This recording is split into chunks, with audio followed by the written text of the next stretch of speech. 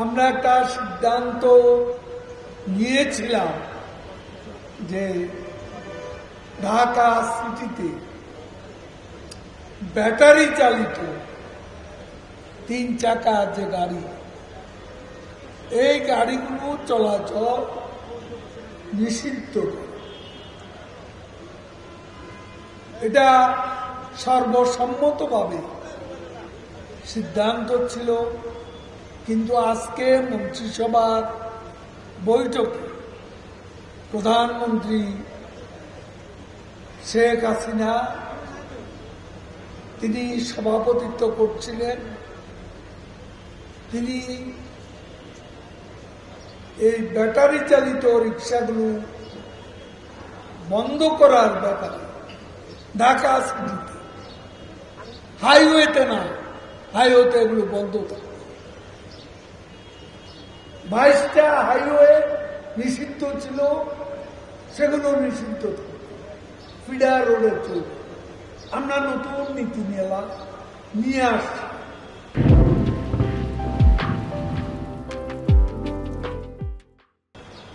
জীবিকা আগে না জীবন আগে, সে কারণেই আজকে দেখেন একটা ট্রাক আর বাসের সাথে যদি একটা ইজি বাইকের সংঘর্ষ হয়, ট্রাক বাসের কেউ ক্যাজুয়ালিটিতে যায় না।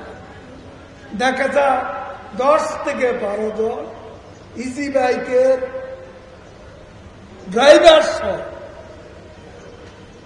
সব যাত্রী নিহত। এই অবস্থা আমরা 22টি মহাসড়ক বন্ধ করেছি, কিন্তু ঢাকা সিটিতে এই দুর্মূল্যের বাজারে মানুষের নিম্ন আয়ের, স্বল্প আয়ের মানুষদের কষ্টের, দুঃখের বিষয়টা স্মরণ করিয়ে প্রধানমন্ত্রী আমাদের